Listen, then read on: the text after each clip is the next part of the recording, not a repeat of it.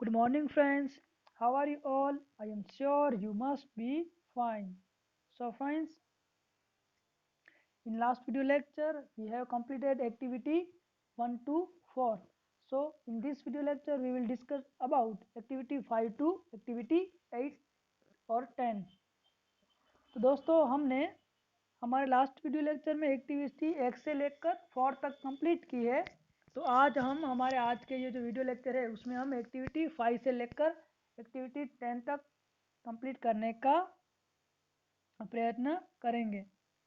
So here activity number 5 here is an experience narrated by a scuba diver. Scuba diving is a water sport. Scuba diving is a form of underwater diving in which a diver uses a self-contained underwater breathing apparatus to breathe under water. So दोस्तों यहाँ पे क्या है कि scuba driver यानी कि जो गोताखोर जो दरिया के अंदर बीच के अंदर जाके जो कुछ फाइंड आउट करते हैं और ये एक प्रकार का स्पॉट भी है। Scuba diving is a water spot. तो यहाँ पे नरेटेड का यानी कि वर्णन करना, यहाँ पे स्कूबा डाइवर का जो एक्सपीरियंस है उन स्कूबा ड्राइवर का जो एक्सपीरियंस है ये जो आदमी है उसने खुद ने अपना एक्सपीरियंस नरेटेड यहाँ पे किया है। तो दोस्तों इसमें क्या होता है कि जब भी वो दरिया के पानी में अंदर जाता है तो उसको सांस लेने में तकलीफ पड़ती है, तो उसको साथ में ऑक्सीजन सिलेंडर साथ रख के जाना पड़ता है और इससे पहले थोड़े बहुत प्रैक्टिस भी करनी पड़ती है। So unlike other modes of diving which is rarely either or breath hold or on air pumped from the surface, scuba divers carry their own source of breathing gas, allowing them greater freedom of movement than with an air line or divers umbilical or longer underwater endurance than breath hold. Scuba equipment may be open circuit in which exhaled gas is exhausted to the surroundings or closed or semi-closed circuit in which the breathing gas is scrubbed to remove carbon dioxide and the oxygen used in replenished from a supply of feed gas before being rebreathed.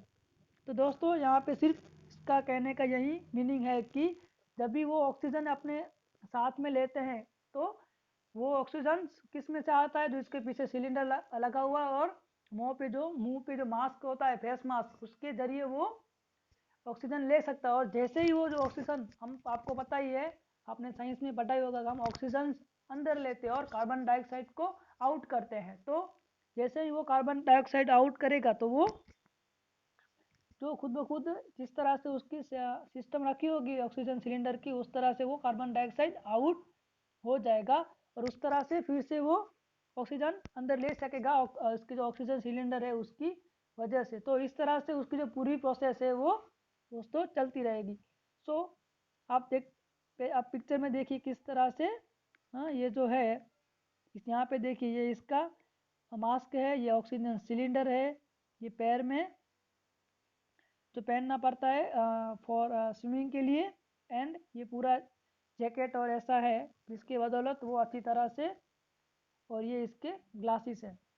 तो जिसकी ये सब things की वजह से वो अच्छी तरह से इसको जो भी पानी में जाकर जो भी फाइंड आउट करना है वो फाइंड आउट कर सकता है, और ये इसकी जब कंपटीशन भी होती है तो वो उस कंपटीशन में हिस्सा भी ले सकते हैं।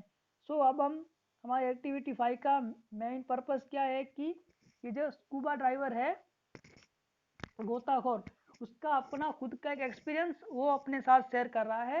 तो वो हम यहाँ पे पढ़ेंगे और उसके बारे में समझेंगे। जैसे कि मैं एक टीचर हूँ और मैं 1 साल से पढ़ा रहा हूँ, तो मैं फिर अपना एक्सपीरियंस शेयर करूँगा कि मुझे यह एक्सपीरियंस हुआ, मैं इस स्कूल में था तो मुझे यह एक्सपीरियंस मेरा हुआ। इस तरह से यहाँ पे स्कूबा ड्राइवर है और किस तरह से उन्हें ये स्टार्ट किया और किस तरह से ये इसमें आगे बढ़ा, इसका एक्सपीरियंस हम पढ़ते हैं। So let's read scuba diving experience. Let's read scuba diving experience. Some people are scared to try scuba dive. Some people love this sport and always find their excuses to go somewhere only to dive. Is this sport has some similarities with my favorite fruit, durian. Either you love it or you hate it, or just don't have the courage to try. Okay दोस्तों, तो यहाँ पे अभी जो scuba driver है वो अपना experience बता रहा है। तो वो क्या क्या क्या कह रहा है कि some people are scared to try scuba dive, यानी कितने पीपल ऐसे होते हैं जो स्क्यूबा ड्राइव से करने से डरते हैं। सम पीपल लव, यानी कितने ऐसे पीपल है जिन लोगों को स्कूबा डाइव पसंद है। Some people love this sport and always find their excuse to go somewhere only to dive, यानी कि वो अपना कभी भी वो फाइंड आउट कर ही लेते हैं कि वो स्कूबा डाइव के लिए प्रिपेयर हैं। इस this sport has some similarities with my favourite fruit, यानी कि उसका फेवरेट फ्रूट क्या है, तो उसका फेवरेट फ्रूट है ड्यूरियन। वो कोई एक फ्रूट आता होगा फॉरेन कंट्री का। तो वो कहता है कि इसी स्पोर्ट में मेरा जो फ्रूट है वो दोनों में सिमिलरिटी है। Either you love,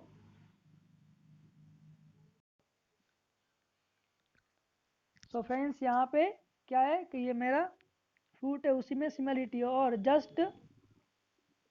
just don't have the courage to try, यानी कुछ लोग तो करेज यानी हिम्मत भी नहीं करते हैं। Now second line,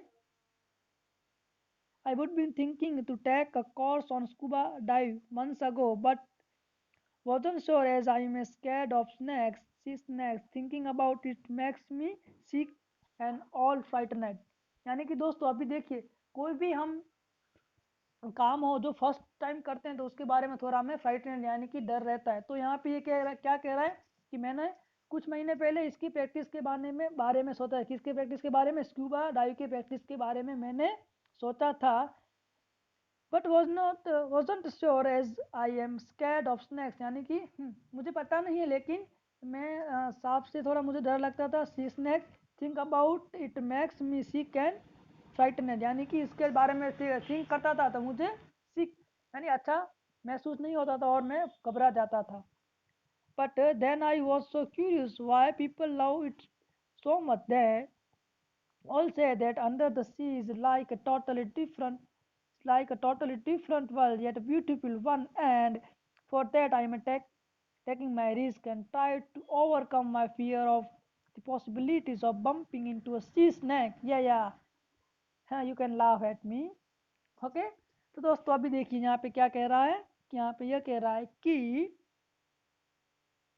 but then I was so curious why people love it so much, यानी कि फिर मुझे उत्सुकता हुआ कि जो दूसरे लोग हैं उससे उन लोगों को स्कूबा डाइव इतना क्यों पसंद आ रहा है। So they all say that under the sea is like a totally different world, यानी कि उन सब लोगों को पता है कि ये जो सी के अंदर की जो एक दुनिया है वो टोटली हमारे वर्ल्ड से डिफरेंट है और अमेजिंग है। ये तो ब्यूटीफुल वन, वो इतनी सुंदर है कि एक बार तो हमें जरूर देखनी ही चाहिए। And for that I am taking my risk and to try to overcome my fear of the possibilities of bumping into a sea snake, यानी फिर वो मैंने अपना रिस्क ले लिया, टैग ले लिया और इसकी बदौलत मैं यहाँ पे मैं इस स्कूबा ड्राइव में स्टार्ट कर दिया और pumping into a sea snake. ये you can laugh at me, यानी कि वो कह रहा है आप मुझ पे हंस रहे हो क्योंकि पहले मैं बोल रहा हूँ कि मुझे डर लग रहा था, फिर मैं बोल रहा हूँ नहीं अभी मुझे कुछ डर नहीं लग रहा है ऐसा। नेक्स्ट,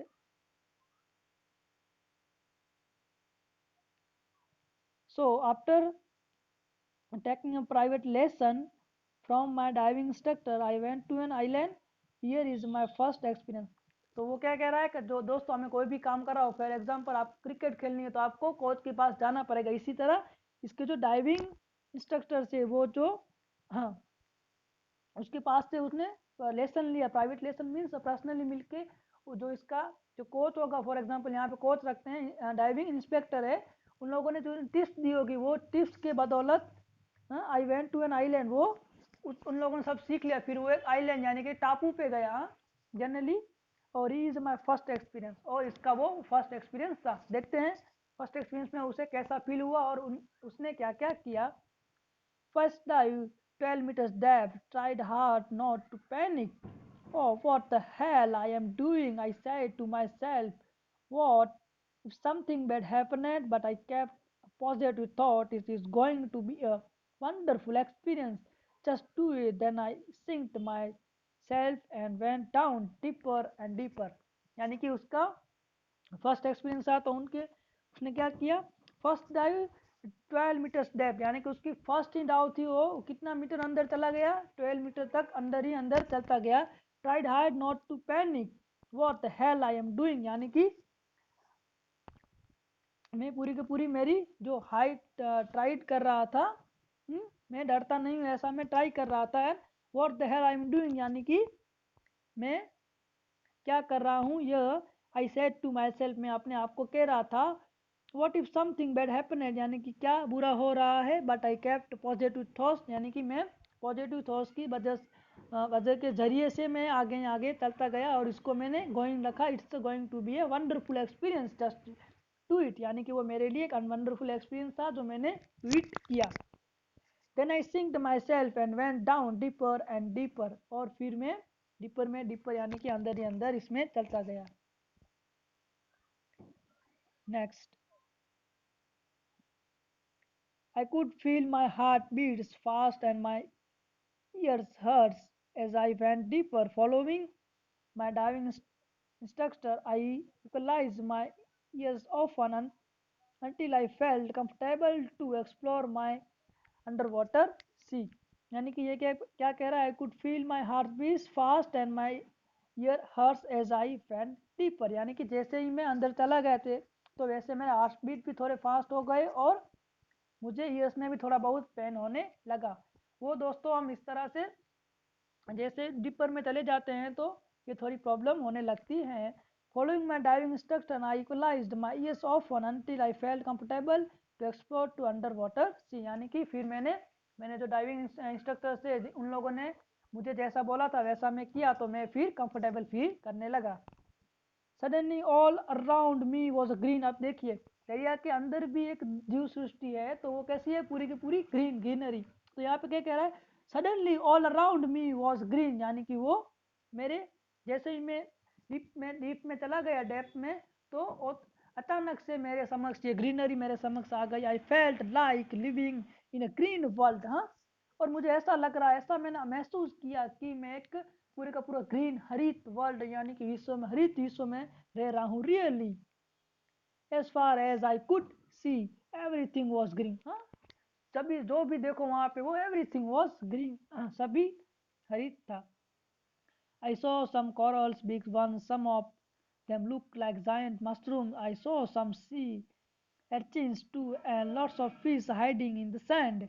यानी कि यहाँ पे मैंने सब कुछ देखा. दरियाई जीव सृष्टि होती है वो देखी मैंने. मछलियाँ देखी.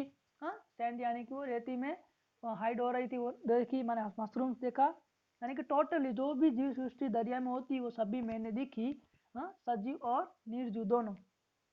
I was enjoying the scenery all around me until my instructor waved at me with her hand holding a pink fin.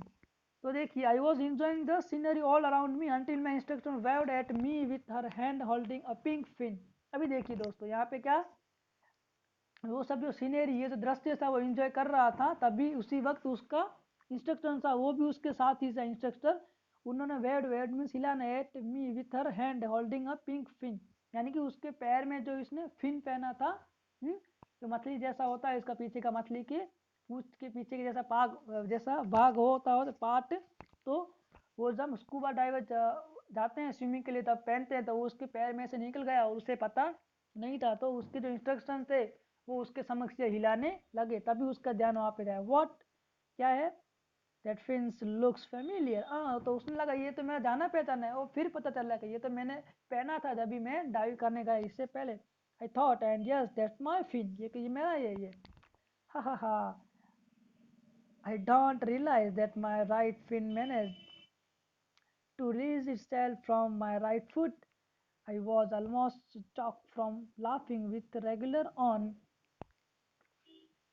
And the mask attached on my face, यानी कि जैसे ही वो हंसा और तो उसका थोड़ा चौक यानी कि घबराहट जैसा हुआ, क्योंकि थोड़ा बहुत उसको सांस लेने में दिक्कत हुई। सो यहाँ पे हमने देखा उसका फर्स्ट एक्सपीरियंस कैसा रहा।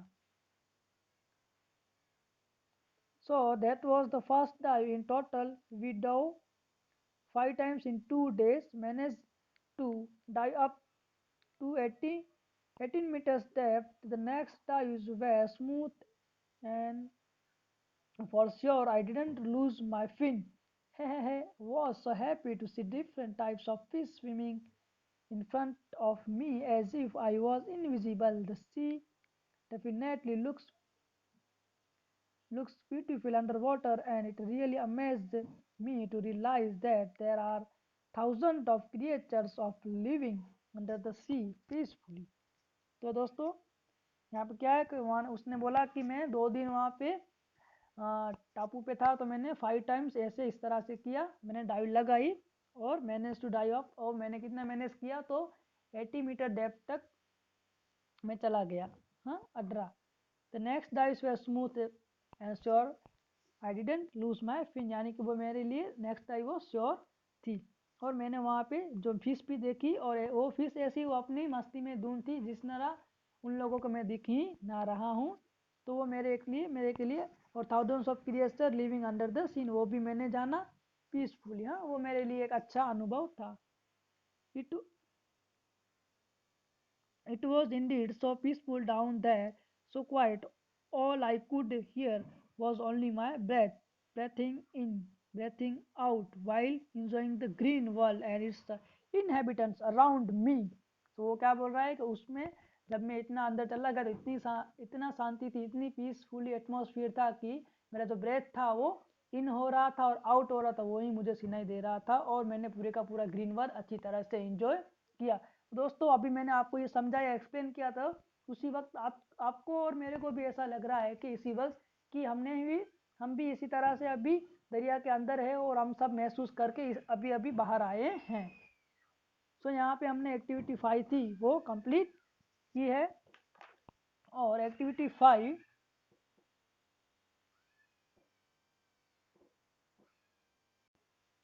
तो यहाँ पे हमने एक्टिविटी 5 कंप्लीट की है। अभी यहाँ पे देखिए इसके कुछ रिलेटेड क्वेश्चन है।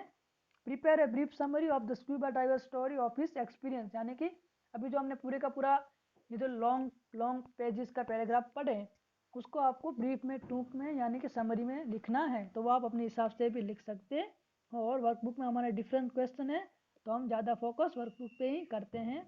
Second, you and your friends would like to interview this scuba diver, you want to get some more details of scuba diving, frame the question, यानी कि हम अपनी तरह से क्वेश्चन फ्रेम कर सकते हैं। हम उसे पूछ सकते हैं कि आपको कितना डर लगा, आपको यहाँ ये करने का थॉट्स कहाँ से आया, आप जब अंदर गए तो आपके माइंड में कैसे थॉट्स चल रहे थे, आपने किस तरह से ये प्रैक्टिस की, वो वगैरह वगैरह हम सब क्वेश्चन प्रिपेयर कर सकते हैं। वो हमारे लिए इजी रहेगा, ये कोई बड़ी बात नहीं है। हाँ हम ज़्यादा फोकस में फिर से कह रहा हूँ हमारे वर्कबुक में है उसी पे करेंगे। From your question and the experience right tips for scuba drivers, यानी कि आपको कुछ टिप्स देनी हो या हाँ आपको कुछ एक्सपीरियंस से आप टिप्स भी दे सकते हो। सो फ्रेंड्स यहाँ पे हमने एक्टिविटी 5 तो कंप्लीट कर ली है, अभी हम एक्टिविटी 6 पे आ जाते हैं। और आई थिंक मुझे ऐसा लग रहा है कि आज के वीडियो लेक्चर में हम एक्टिविटी 7 और 8 का तक का मैं प्रयत्न करता हूँ, हो जाए तो अच्छा है, अदरवाइज हम फिर नेक्स्ट वीडियो लेक्चर में करेंगे। तो यहाँ पे हम थोड़ा फास्ट मूव करते हैं। Activity 6, archery is a sport. History of archery in Indian dates back in Vedic era. You are familiar with the mythological character Eklavya given here at the beginning of the story. Read it. Archery यानी कि धनुष विद्या, बाण विद्या is a sport, यानी कि वो भी एक जो पुराने जमाने में एक टाइप्स ऑफ स्पोर्ट हुआ करता था, और बहुत सा राजा महाराज और बहुत सारे लोग धनिक लोग उसका एक शौक था आर्चरी, और शिकार करना भी उन लोगों का एक शौक था। वो आर्चरी की यानी कि बाण विद्या धनुष विद्या की मदद से वो प्राणी का शिकार भी करते थे। History of archery in India dates back in Vedic era, यानी कि वैदिक युग एरा मीन्स काल वैदिक युग के समय की ये हिस्ट्री आर्चरी इंडिया में थी available. You are familiar with the mythological character Eklavya, mythological यानी कि दंत कथा के कैरेक्टर एकलव्य से हम फेमिलियर है। आप सब लोगों ने एकलव्य के बारे में सुना भी होगा, रीड भी किया होगा और आपके पास इसकी इंफॉर्मेशन भी होगी। Give is the beginning of the story, read it. इसकी बिगिनिंग की स्टोरी है वो यहाँ पे दी गई है, तो वो हम रीड करते हैं और इसके बाद में इसकी एंडिंग है। मिडिल का पार्ट अपनी तरह से हमें समझना है। तो यहाँ पे हम आप देख सकते हो ये गुरु द्रोण, ये एकलव्य है।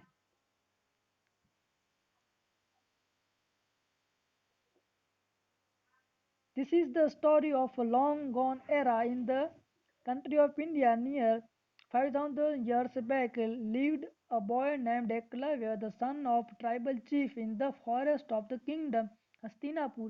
Eklavya was a brave, handsome boy. He was loved by all, but he was not happy. अभी देखिए यह क्या है, यहाँ पे इस पैराग्राफ का मीनिंग होगा, this is the story of a long gone era, यानी कि वो बहुत साल पुराने की बात है, ये वार्ता है, स्टोरी है। द कंट्री ऑफ इंडिया यानी कि हमारे देश में, भारत में, नियर 5,000 ईयर्स बैक यानी कि 5,000 ईयर्स बैक चले जाते हैं, 5,000 years ago lived a boy named Eklavya. वो जो बॉय था, रहता था, उसका नाम क्या था? Eklavya. The son of tribal chief in the forest of the kingdom Hastinapur, यानी कि ट्राइबल जो आदिवासी लोग होते हैं उसका मुख्य था, उसका वो लड़का था। और हस्तिनापुर किंगडम की ये बात है। Eklavya was a brave handsome boy, वो एक अच्छा लड़का था, चतुर भी था। He was loved by all, सब उसे चाहते थे, but he was not happy, लेकिन वो सैड था, हैप्पी नहीं था।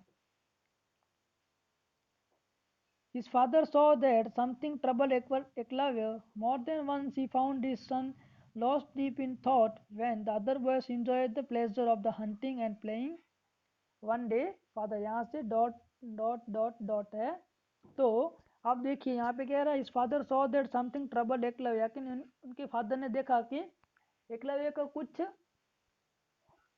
चिंता सता रही है, यानी कि कुछ भी ऐसी बात है जिससे एकलव्य ट्रबल सफर हो रहा है। More than once he found his son lost deep in thoughts when others boys enjoy the pleasures of hunting and playing, यानी कि उसने देखा कि उस एकलव्य क्या होता है, वो लॉस्ट डीप इन थॉट्स, यानी कि वो विचार मग्न होता है जब भी जो दूसरे बॉयज है, उसके फ्रेंड्स है, वो हंटिंग और दूसरी एक्टिविटी कर रहे हैं, तभी वो विचार मग्न होता है। तो वन डे इस फादर, और इसके फादर के बाद और एकलव्य के बारे में जो बातचीत हो रही वो यहाँ से कट है। फिर यहाँ से now here is the end of the story, अब स्टोरी का एंड आ रहा है। तो दोस्तों यहाँ पे देखिए आप कि अभी बीच में जो बातचीत हुई होगी एकलव्य और उसके फादर के बीच, तो वो क्या हुई होगी कि एकलव्य ने बताया होगा कि मुझे इस तरह से विद्या सीखनी है और गुरु ने मना बोल दिया है, और एक्सेट्रा जो भी बातचीत हुई है वो, उसके बारे में वीडियो भी यूट्यूब पे अवेलेबल है, आप देख सकते हो। और ऐसा होगा तो मैं आपको लिंक भी भेज दूंगा। Now here is the end of the story, अभी हम स्टोरी के एंड के बारे में चले जाते हैं। हियर इज माई गुरु दक्षिणा Drona, Eklavya said, I am happy that you have made me your disciple, even if I am a, even if I am a mere शूद्र hunter. यानी कि ये इज माई गुरु दक्षिणा द्रोणा, एकलव्य सेड, एकलव्य बोल रहा है कि ये देखिए ये मेरी गुरु दक्षिणा, I am happy that you have made me और योर डिसिपल, डिसिपल यानी कि pupil, शिष्य। Even if I am near शूद्र हंटर, यानी कि मैं एक बैक कास्ट से हूँ, तो भी पुराने जमाने में दोस्तों ये ऐसा कास्ट वाइज बहुत ही चल रहा था, फिर भी मैं हैप्पी हूँ, आपने मुझे शिष्य बनाया। The sage was humble as he blesses the young archer for this courage. Eklavya, even without your thumb, you will be known as the great archer. I bless you that you will be remembered forever for your loyalty to your guru. Drona declared and left the forest. He was moved and grieved at his own action, but he was content that his promise to Arjuna was not broken. The God bless Eklavya from अबो, यानी कि ये जो गुरु द्रोण थे उन लोगों ने बताया था कि मैं वो जो उसको अर्जुन, अर्जुन के जो पिता जो कि अर्गिंग थे, उसने गुरु द्रोण ने उन लोगों को कहा था कि मैं आपके जो लड़का है आप उनको ही मैं सबसे बड़ा ये जो बाण विद्या का आदमी बनाऊंगा, धनुर्धारी बनाऊंगा। और गुरुद्रोण, इसके जरिए गुरुद्रोण ने क्या किया कि देखा कि ये जो एकलव्य है वो तो इससे भी आगे चला गया है, तो गुरुद्रोण ने उसके बारे में गुरु दक्षिणा में क्या मांग लिया, तो उसका थंब यानी कि अंगूठा दे दिया। और गुरुद्रोण फिर वहां से निकल गए, declared and left the forest.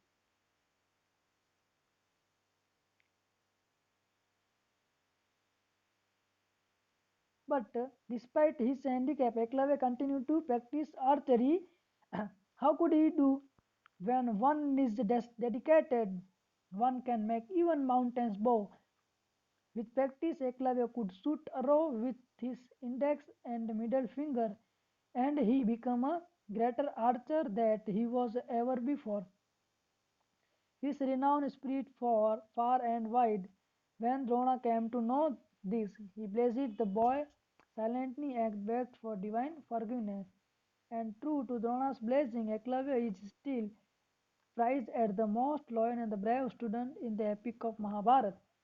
Okay दोस्तों, तो यहाँ पे क्या होता है, गुरु एकलव्य ने अपना अंगूठा तो दे दिया, फिर क्या हुआ, उन लोगों ने फिर भी एकलव्य ने डिसाइड कर गया कि मेरा ये राइट हैंड का अंगूठा नहीं है, तो भी क्या हुआ, फिर भी मैं राइट हैंड या लेफ्ट हैंड का अंगूठा दिया है, कौन सा वो मुझे अच्छी तरह पता नहीं है, लेकिन उसने बोला कि मैं जिस हाथ से मेरा यूज कर रहा था उसका अंगूठा पहले ही मैंने दे दिया, बाण विद्यालय की मैं यूज कर रहा था, मैं फिर से अच्छी प्रैक्टिस करूंगा और मैं फिर से मैं मेरी जो जिस तरह से मैं अच्छी तरह से बाण विद्या कर सकता उसी प्रैक्टिस करूंगा और मैं इसी तरह कर पाऊंगा।